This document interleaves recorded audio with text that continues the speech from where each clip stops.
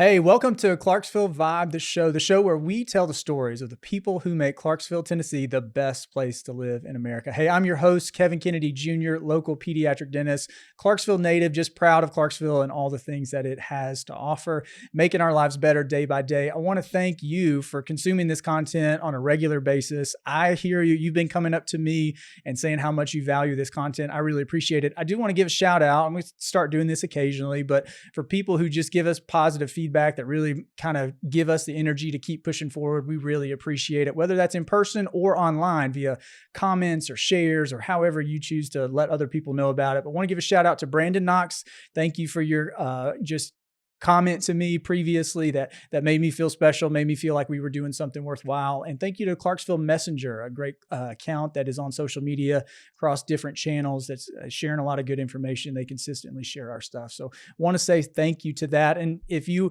are so kind or feel like our content is valuable, make sure you interact with us in some way. Say, leave us a comment, give us a share, reviews, ratings. Those things are great on any of the podcast platforms. They really help us grow our audience and help more people find out about it. Send it to a friend. However you do that, that really helps us along the way. As always, we've got great guests. Each one of the guests that we've had has just been amazing. And today is no different. I've got Sharon Edwards.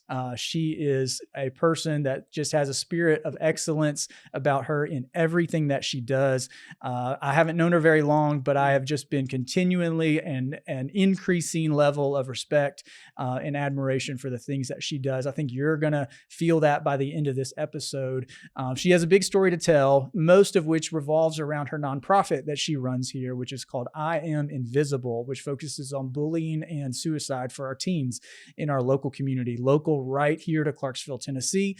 And if you have a teen of any age, we know that they're affected by this area one way or another, whether they have friends who are having challenges, whether they themselves are having challenges, or they may be on the other end and realize that they may be part of creating some challenges for their peers that they're not even fully understanding how they contribute to it. So I'm really excited about this episode. My family's been touched by it in a very personal way. And so it's a passion of mine. We're really glad to have her here on the show. Sharon, thanks so much for joining us. I am just excited. Yes. Well, I'm excited too. Your friend Paul Rhodes is the one who said, hey, if you are doing this and you're doing it right, you got to include her. And I said, let's make it work, right? Yes. Yes. He is a big help with our Invisible. And he's a community worker. He's Mr. Amazing. So Mr. Amazing. Yeah. We did an episode with him. So if you look back in the previous shows, you'll find that if you're listening, his episode turned out great.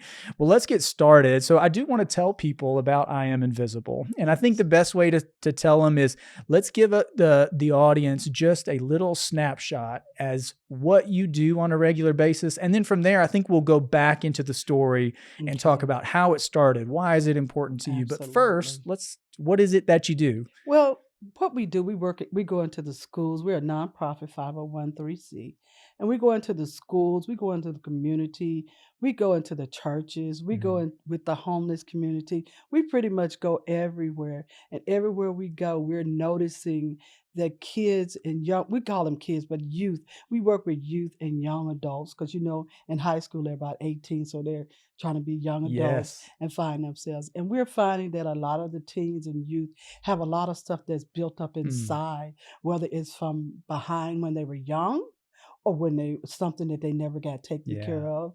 And so what we do is we want to make them visible. Yes. We don't want them to be we don't want them to not be visible. We want them to be visible. So usually we wear the shirts that say I'm invisible. Yes. And people ask us, that's just an eye catcher. It's the tagline. Yes. Because people have the icebreaker. Yes. Someone has come up to me and say, but I see you. Yes. I say, great. But let me tell you, some kids or young people that is not seen. Wow. So how did this become a passion of yours? Well, actually, Kevin, when I was 7 years old, I lost my brother in a car accident. He was 19. And it's not that my family did not pay attention to my pain. They just didn't see it. Because a lot of times kids when we have a trauma in our life, or trauma, they feel it, but they don't know how to express it. Yes. And I felt this little 7-year-old girl the morning that my brother got ready to go. I said, don't go, because it was an Mm. ice storm. And my mother said the same thing to him. And I felt guilty Mm. because I couldn't stop him. Wow. And Even at 7 years old. 7 years old. That touches me. One of my daughters is 7, just turned 7. And you feel like as an adult that children are so naive, or they're so innocent to the wounding of tragic or Yes. traumatic events in our lives. Yes. But I think your story would suggest otherwise. Yes. And what happened at that time, because of that, my mother, I didn't know my mother was, back in the day, they said had nervous breakdown. That's what they called it. Yes. You know, because she just totally checked out, because that was her oldest son, and she had had other tragedies that I didn't know of Wow. until later in life. Mm. And so myself and my brother, we were the closest ones, the last two. The other ones were going off to college, so we were kind of the That's right. babies of the That's family. right. So we got to see Mama crying Wow. every day, and then the doctor would come in and shoot in the arm and give us sedative. I didn't know what it was at 7. Wow. So I had to deal with seeing my mom sad. So as a child, I went to school and cried. Yes. No one took the time. The teachers, of course, they knew, and they tried to, but you know, what can you say? Right. But the kids would laugh at me because I would be constant. Anything would make me teary-eyed. Mm. So they do call me crybaby right now, but anything would make me teary-eyed. Sure. So I got bullied. I got talked about. You know, the kids would make fun of me. You know, and that went on for years and years, but I never told anybody. Mm. I kept it inside. And then as I got older, and then about 11 years old, about 5th grade, because of my hair, and you see it curly and everything now, I had long curly hair, and the kids would laugh at my hair, just little things. Sure. And of course, when you're small, I was kind of short like I am now. Mm. Those little things. They're daggers. Yes. And so all that was built up in my heart. Yes. And went to high school. I met my husband, went to high school, and then I got an eating disorder, because I never dealt with all that stuff. It snowballed. Yes. If you don't take care of it, it snowballs. Sure. And then as a young adult, as a young teen, I was hospitalized a total of 17 times between young age and adulthood, adulthood. So this was really a chronic issue. This was a chronic in your teenage issue. years. Yes. And it didn't feel good. Mm. It made me feel like I was not good enough. And then I became a people pleaser. Mm. I wanted to please. I wanted to make everybody laugh, and everybody liked me. Yes. Do you know that's a hard thing It's for a hard. person to do? Yeah. Because we can't please everybody. No.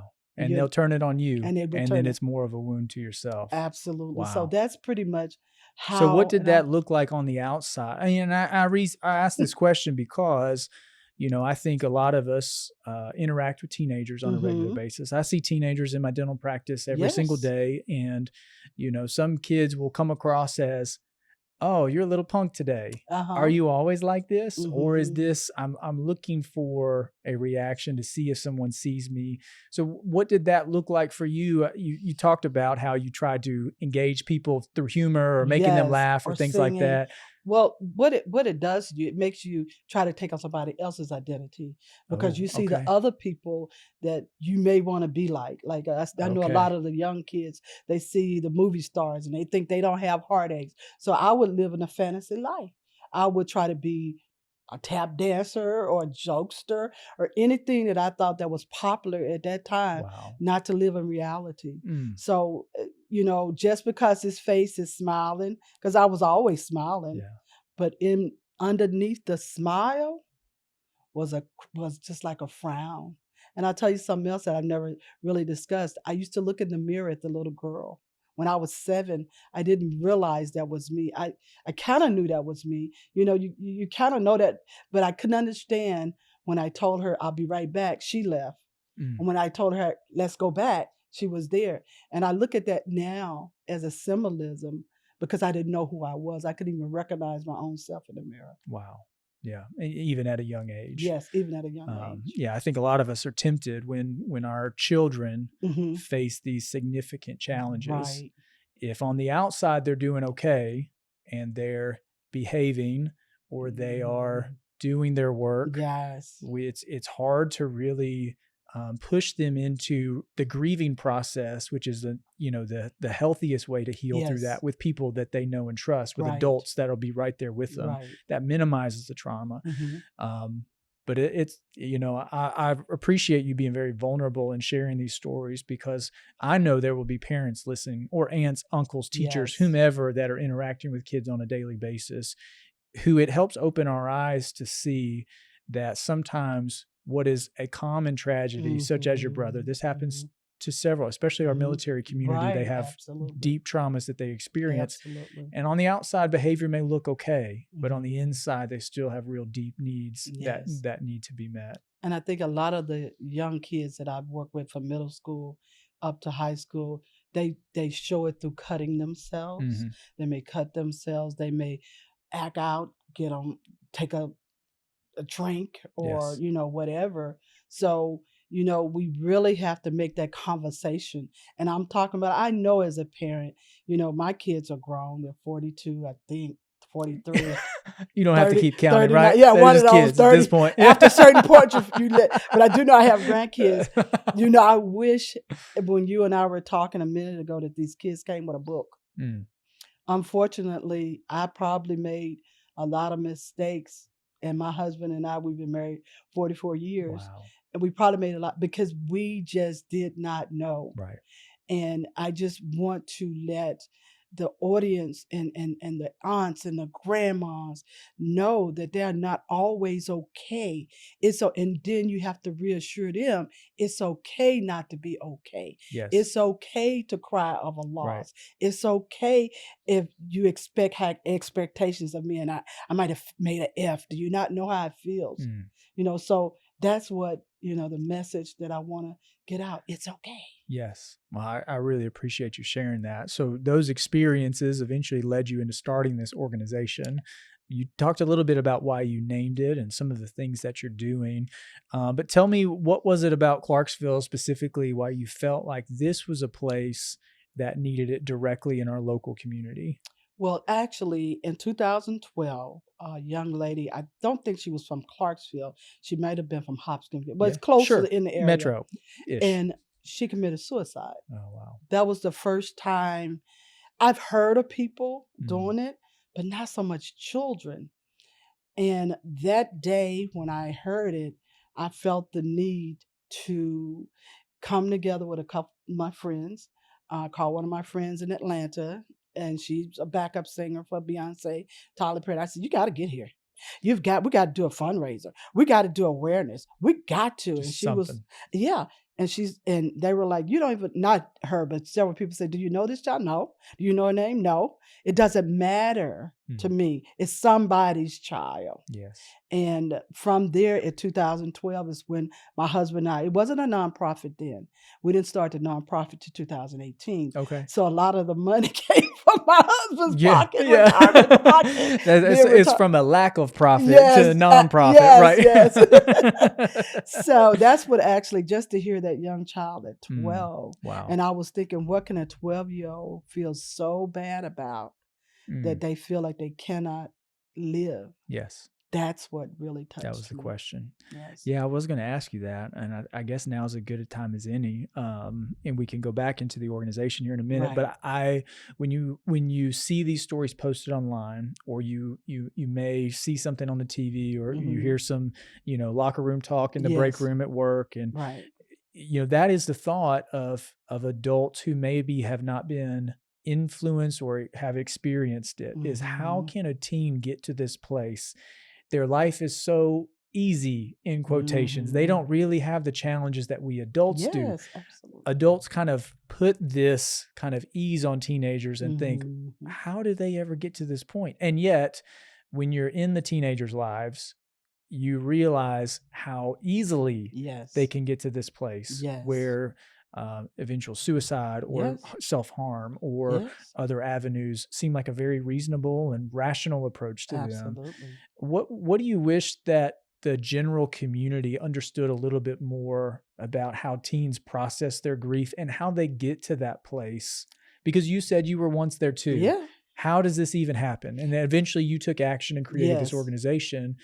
But I feel like the community as a whole could benefit from gaining an understanding of how really at risk our youth are and how easy it is for this thought pattern to develop. And a little seed is planted in their mind, and it grows. It grows. In my era, there was no social media. So when we got talked about, we passed a note in the school. I'm in the 60s, right. I'm 62, or whatever, and you can kind of fight it out or whatever with your knuckles. And next thing, we're back playing football or baseball. But in this era, there's social media. There is cyberbullying. There are people that's young girls and young guys, boyfriends and girlfriends. And we've also had a young lady many years ago, not many, but maybe 10 years ago, that posted a picture to her boyfriend and he put it on social media. That girl was embarrassed. Devastating. Yeah. And you feel like your world is over. Your world is over. So I think the era that we're in now with so much technology has made it even worse. Back in the day, it was really tough for me. I can't imagine being in the era that we're in now with the social media, the comparison. You're ugly, you're fat, your hair is this way. I got to look a certain way. I got to be a certain way. And nobody is giving a young person that confidence. It's okay, honey. If your hair is curly, it's okay. If you have no hair, like my husband, it's okay. We'll throw him in there, right? It's okay. We are all created differently, and I think the biggest problem is parents are not realizing that, you give a child a computer or a phone and you sit them in a corner and you're assuming they're playing games or they're assuming they're okay. But sometimes you got to walk around like I do. My grandkids are 18 and be 18. Both of them be 18 seniors. And I have one 21 and one 14 and an older one that's 23 or 24. I'm sorry. You had their ages real quick. It was your children. You couldn't remember, right? I cannot remember. Absolutely. That's okay. My some about them grandbabies. That's right. Yeah, they're special. But I may even look over their shoulders. That's right. Every blue moon, I may walk and say, "What you doing?" Yeah. They go, "Grandma." But you got to check up and not allow social media, computers, phone calls. You got to know when to tell them enough is enough. Yes. Some of the things we do, like when we did the culinary class, we took the phones away when they walked in the door to do the classes because they could take pictures, don't get me wrong, but while we were concentrating on cooking, they know that they had to pass the phones. That's right. And one of the parents told me something really funny at graduation. She said her little 9-year-old girl told her, because she was helping her cook. Okay. And grandma was on the phone. Yeah. And she said that her granddaughter said, honey, Chef Sterling said we are not to be on the phone when we're cooking. Okay. We could be hurt. That's right. Distractions. Yeah, distractions. Wow. So that's a good story. So well, I feel like that's a great tip of advice because you're in this world and you see it. And I want to be very clear. I talk in this subject as if I have all the answers and I don't. Yeah. It seems that way when you've been around it and your family's been affected by it. And I think the longer you're in and around it, the more you realize you don't understand. But I think one thing, if I had to add some value to the conversation, is I think it's hard for adults to realize that young adults and teens, their brain development has not even matured yet. And when there is a bullying experience of something that seems so innocent to us, she called me fat. Girl, don't listen to them. Let it move off your mind, your brain. Don't let it bother you. We can do that instantly. Right. We have a long-term history in our mental fortitude to know that we will live past this instance. Absolutely. Unfortunately, our teenagers don't always have that. And what feels like a spike in stress feels like it's their entire world. Yes. And they're not developed. They're not. They can only see so much. I've taken a psychology class. I'll tell you about what I'm doing later in school and stuff. But I was like, whoa, wow. Because I look back at even my life and I think, wow, I wasn't as mature. I got married at 17, Mm. but gosh, I wasn't ready. You know what I'm saying? Yes, You're right. young. You Yeah. think, oh, I want to get When out you of study the mama's house. science of how the brain works, we Right. really It don't is understand. really, amazing. So thank you for Mm. bringing that, because I was going to say it, but I got sidetracked. Yeah. That's all good. Well, you mentioned the culinary class. You've been talking about it. We're taping this right after a big article from Clarksville Now that summarized that. I think it was your nephew who was a celebrity on Hell's Kitchen, right? We'll go ahead and call him that. Yes. But he came up. Tell us a little bit about what was the inspiration for the culinary class. Well, let me tell you. First of all, Sterling is my adopted nephew. Okay. What happened was he lost his aunt and he lost his uncle. And he lost his mother. His mother is Clemmy Greenleaf, which is now his adopted mother. Okay. So he adopted us. So everybody, when he says aunt and uncle, I did want to clear that. He's not my biological, but he's my baby. That's right. But anyway, I had met Sterling, and he had already been doing things with Invisibles in the schools. He told his story because he came out of a bad part of Nashville, was in some trouble, and he wanted to show the young people how you don't have to stay there.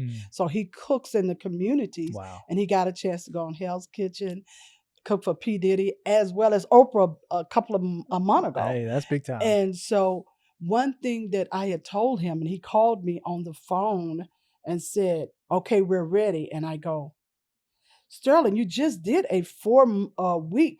Why are you, school is getting ready to start. He said, I'm ready, Auntie, I'm ready. So in 1 week, we got all this together, got sponsors. We worked our tail off. But one of the things that we realized, therapy, a form of therapy, not that cooking is therapy, it's a form just like art, music, and all of the above. It had the children in almost like an awe that they could do something that they never envisioned they can do. Which is a powerful lesson. Yes. Just having this realization that I can do something that I didn't have the skill to do before. Didn't have the skill to do. Yeah, the confidence that grows from that little realization. Because those days are coming when they're about to have to do something they've never done before. Yes. And if you know you can cook and you didn't know how, now I can get a driver's license. I can, apply to college or do whatever else is in their future. Yeah. So that's how that came about. And I tell you, we had about 17 kids. I really wanted more, but couldn't get enough sponsors in the short time that he gave me. But to see the children, they were from 6 to 16. Can you believe it? Wow. And the older ones assisted the younger ones, and they made them feel. They made them feel like they were somebody. The little ones looked up to the big ones, and the older ones realized that they were looking up. So they came, even though they had problems. Because in our class, and I won't disclose anything, but there were some kids that had some issues, and that's why. They had to go before Sterling for an interview. Okay. We didn't really turn much away, but we still wanted to hear their voice. Why you want to cook? Why you want to do this? Yeah. And some of them said they were struggling in different areas. So, but when they came, they were so helpful with the younger kids. Their issues went out the window for that moment. And that's actually kind of a lesson in life a little bit. You realize that a lot of your own trauma and grief is resolved in serving others through their trauma and grief, Absolutely. So hopefully they realize that. Yes. But that sounded like a great program. If you get on Clarksville Now, it's obviously one of our great websites. You can search for that. And I know they'll find that really good content. So that was great. Very creative. I think sees them where they are, gives them a voice to be a part of the process. Absolutely. That's not in a counselor's office, right, and gives them something to be proud of. One thing I do want to also say, not cutting you off, I apologize, but what they also had was they had a cooking assignment that they had to take home. We gave them food. So it also gave the parents time to take that time, 15, 20 minutes, to do a cooking. And they gave them time instead of them saying, oh, I'm just going to make the meal. They had to engage with their children. So it was a double sword. That sounds pretty amazing. You mentioned this at the very beginning. So you're going into the schools. You said we go anywhere, right? Yes. So you're going into the schools. Yes. What are some challenges that you see in the schools that maybe in the culinary program you don't see, but in the schools, give us as adults a glimpse into what are the challenges inside the walls of our buildings today? A lot of it, again, I say social media.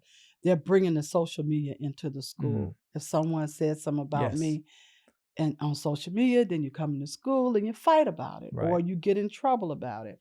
A lot of the kids, they are feeling that they're not wanted, they're not a part. There's cliques in the schools, just like we had back in Sure. the day, but it seems to be really different. We did a movie, a film, and I sent you Yeah, that was a thing, great one. and those kids, that was their stories. Oh, so They they gave, came up with yeah, those. Wow. they came up with, and they reenacted those themselves. Not all of them with the drugs or whatever, but Sure. those were stories that they either had saw or they knew of, Wow. and they came up with it. And one of the stories was not being a great athlete. Everybody want their son to be That's a right. basketball or Sure. daughter. Yeah. And what if that daughter don't want to do that? And what if she wants to play the clarinet? Or That's what if right. he wants to sing? Yeah. Or cook. Or cook? Absolutely. Right. So I'm seeing a lot, and I did the same thing. I'm not saying I'm a perfect parent. Trust me.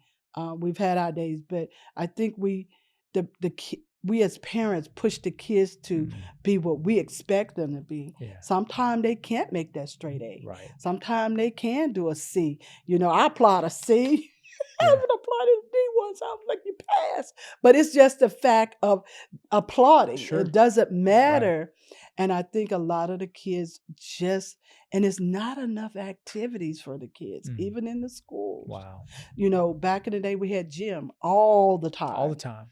Now, I mean, they do it, but it's not on the way that we did. It's a half of a semester for all the high school or something like that. Yeah, right. yeah, and the kids are not getting exercise. They're not intermingling. They don't know even how to conversate. Sometimes I'll bring them together when we have open forum, and they're just looking at each other. They're on the phones. I'm like, give me that box. Yeah. And I pass the box. Put your phone Forcing them into the gift of play. Yes. And which in therapy for really small kids is a very effective therapy approach is through play.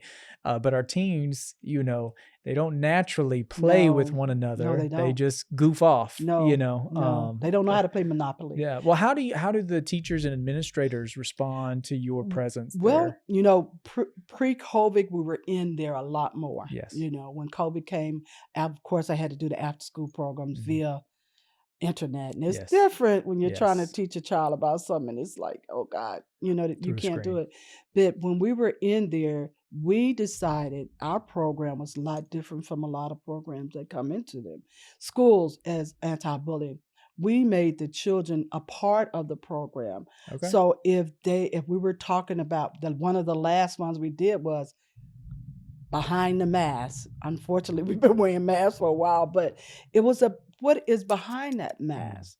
So they were given construction paper and they decorated whatever, or art paper, and they drew, someone wrote words, low self-esteem, my weight, this and that. And then to music, we had a music artist, he sang, and they proudly showed what they were going through. Wow. So we gave every child in the school that opportunity. We did an all-call, we didn't turn any child around, but we needed them to know that their issues were more important to us because they felt that it wasn't. So our program is basically based around the kids.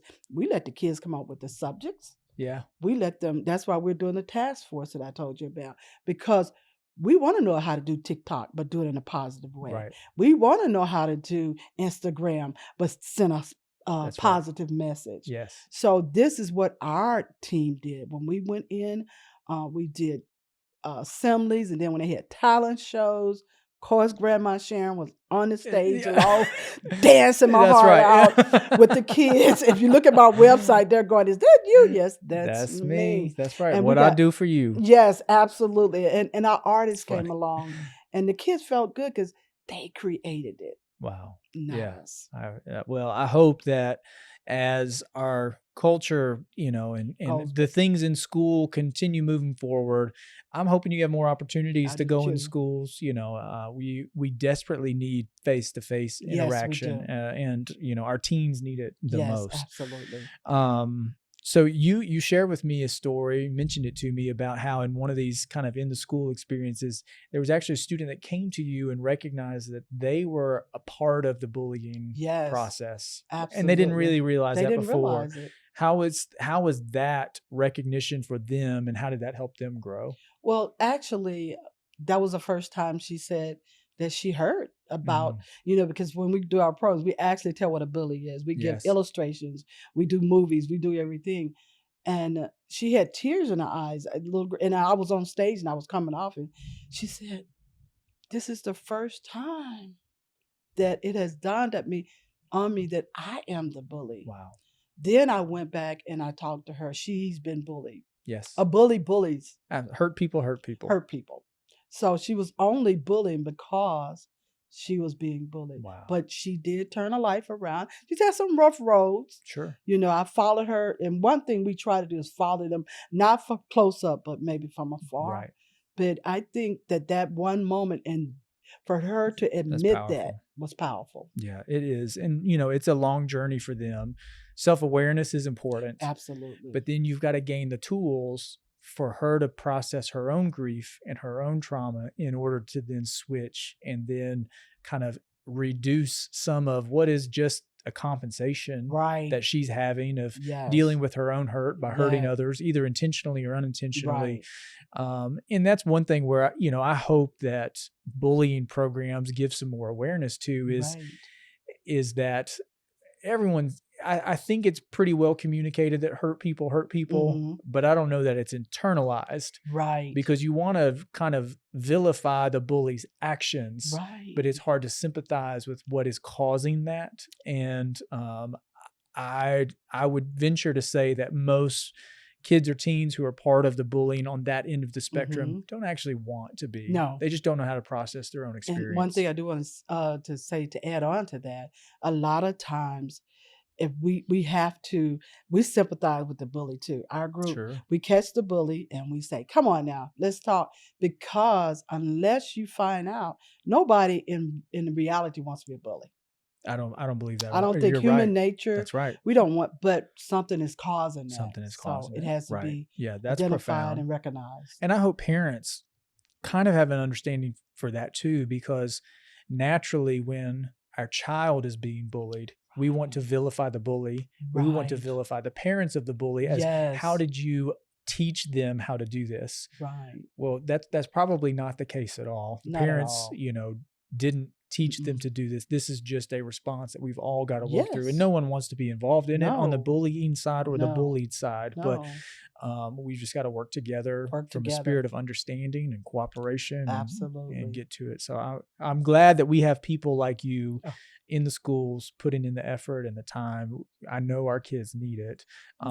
What would you say that Clarksville needs in this area specifically? How can the community as a whole, whether that is government, school system, volunteers, mentors, donors, what do we need? Well, really, this is one thing, and I do want to thank, we do have a complete team. We have about 20 people that come they don't all come together. They have jobs and whatever, but they volunteer. These are not paid people. They volunteer. They give their time. They give their love. They give their money because what we have to realize in Clarksville that when you're a nonprofit, not only in Clarksville, but when you're just getting started, a lot of the grant money you can't get accessibility to because they're giving it to the ones that have been in for a while. So when we come along to small ones, we may get $1,000, $2,000 here. And programs like what we did last week was way over $3,000 with the outfits, the supplies, things that we had, music expensive. So, but we pulled our money together. We need buildings. We need a building that I don't have to come to you and say, can I set up in here and do a podcast? Yes. I want a building, and we have taught, and this is not only for me. There's other nonprofits that do the same thing I do, but we've learned to come together. We pooled our money together for this big event that we had. We need a building. We need the state to come and say, let's fund this stuff. These are not only my concern. This is everybody's concern. We need the children to have a place of that they can say, this is mine. Own that building. Wow. Come in and say, we can go do art. We can paint. We can do photography. We can do a podcast. We can do TikTok. That's right. That's what we need. We need people to step up and say, you know what? we're going to help you. Yeah. I can't do it all. No. We have a lot of great organizations. Yeah. United Way, another bullying program, Be Silent. They came and we said, you know what? Why are we doing separate? Let's combine this. together. I'll give you my stuff. Yes. You give me, Wow. So that's what we need. We just need for the children to have a building of ownership. What is in Clarksville? Skatering. I don't know anything else for kids. We need this. Well, somebody's listening. Get your brain turning out Come there. on, I need you. Let's make it. Yeah, get the city council, the county commission, or something on it. We need this. We need this for our babies. I think that's a very practical, suggestion for how to improve the lives of our teens. Yes. So, who knows what will come out of that? Please. Yes. She gave you the double. I did the double prayer. That's right. Well, you mentioned, and as we kind of prep for the episode, I asked you about, hey, what's one big message you wish you would share? And this is what you say: know that you were created not for yourself, but for others. So tell us a little bit more about that. Well, one time, 20 years ago, I saw a documentary. And it was about this mother that had a child that needed a liver transplant. Okay. There was nobody in the family that had the bill. So they made another baby. Okay. And the baby that they made was made specifically to save her sister. Really? Yes. I have not heard that. So it's That's a little mind-blowing. Yeah. And that made me think, so I was created, and why was I created? It couldn't have been for me. But my story has to resonate and be for someone else. Wow. So whatever you've been going through, like my depression, did not know years ago I'll be sitting here with a mic in front of me telling my story to help someone else. Wow. So it's not about me. Yeah. It's not about I'm invisible. It's about the people and the youth and the kids. Wow. I love that. Where can people connect with you? Okay. We have Facebook. On Facebook, it is invisible, because that's the way we wrote it, because they wouldn't let us write out.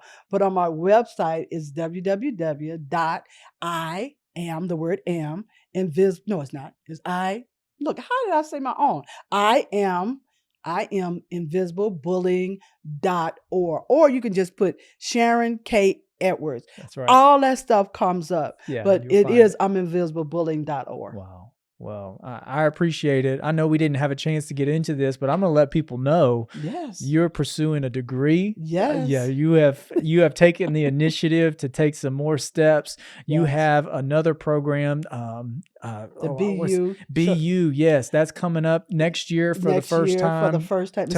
Give us 2 sentences on that. What that is about the children will be showing their poetry or whatever they're doing. They're going to be them. Yes. And then we're going to give each child an award. It's no competition. It's all about them being part of the BU. Wow. And we're going to have my friend as a retired NFL player come down and speak to it's a be a form of a fundraiser. So we can next time. This summer, I want to have at least 50 kids in our culinary class. Wow. I want to have 50 kids in our art. I want to have 50 kids in our music. That's right. I want to have a building. Yeah. You got some goals. Yes. So. Well, as you can tell, if you're listening, watching, she is on the move. Like I said, spirit of excellence. I think it describes everything that you're doing. Just blessings to you. We're thankful to have you in this town. We know you're doing amazing, wonderful things. I told you my family's been impacted by it, and I know the need is very, very real. Yes, and for people to approach it with the level of understanding that you do and compassion that is very rooted in understanding others and rooted in wanting people to see their own self-worth, their own self-dignity. I know we need it. So yes. Can I say one final word? Yes. I just want to thank all the community and the nonprofits and my volunteers. I could not do what I do by myself. Wow. And I never want to take the credit for what I do personally, because it takes a village. And if we could come together as a village, if you got a piece of bread and I got a piece of meat and we got it, and we can do this. Wow. We can do this. Yeah. That's a powerful message. Well, let's go to the lightning round. It's kind of fun, right? Ooh, okay. Here we go. All right. All the way down at the bottom on my thing here. My goodness. If you could choose to be on one game show old school, new school. What's your game show you want Family to be? Feud. Steve Harvey or pre-Steve Harvey? Steve Harvey. Yeah, I think. 100%, right? Yes, I He watch it every might night. cut you up pretty good. Look, but he will. And I'll cut him right back. yeah. He's not ready for you. No, not yet. I think that would be one of my choices too. That's fun. What's your favorite kind of local to Clarksville, you can only do it in this town thing to do in your free time? Go to Tropical Smoothie and eat those. Tropical Smoothie? I Eat love what? that Oh, place. I love the smoothies. okay. We're going there after You wear we it leave. out. I Yes. love them. Okay. I like the atmosphere. Yeah. So I like they going did there. it right. They Yep. did it right. I love that. Okay. If you had one wish for someone you could bring to Clarksville, big, small, whatever, to be a part of your organization for a special event, I mean, dream off the charts. Is there somebody that you would say, unlimited budget, this is who I've got in mind? Well, I do want Oprah Winfrey. Wow. Because Sterling has done something for Oprah. Yes. Please. Yeah. But she's done some stuff for Yes. for the cooking class Okay. in Nashville Yes. as well. But because of her drive for manhood and just humanitarian, Yes. and it was someone else, and I can't think of, but it'll come to me pretty quick. Yeah. But just someone that can rally the people around and get them to love each other. And Wow. you And know, she's got whatever. it. And she's She got can it. do it. That's right. Absolutely. Okay. I know you mentioned Tropical Smoothies, your favorite place for fun. Favorite dessert, not a smoothie. Favorite dessert in Clarksville. Oh. Apple pie from McDonald's. Really? Well, no. Let me stop. My friend Sherry has a sweet truck, and she makes the most wonderful brownies. Really? Oh, What's my the name God. of the truck? Do you remember? Sherry, yeah, it's Sherry Sweets. Okay. With a Z. With a Z. Yes, Sweets with the. Yeah. And I tell you, my husband and I were fighting over the brownies. We didn't get any at the culinary class, so we called people. Did you get an extra? Yeah. So they're going to have to Google or Facebook her or Yeah. something. Find the truck. Yeah, Get the find brownie. the truck. Okay. But Tell them Sharon before- sent you. Look, before then, it was McDonald's apple pies. Yeah. Now, Well, I'm not glad you that. upgraded. Yeah. I'm glad you upgraded on that. Well, hey, thank you for making it to the end of this episode. I'm Kevin Kennedy. What a fantastic guest we had. And Grandma Sharon, as she That's called what I herself. love it. That's right. She is in the schools making an impact in the teens and the youth who need it most in our community.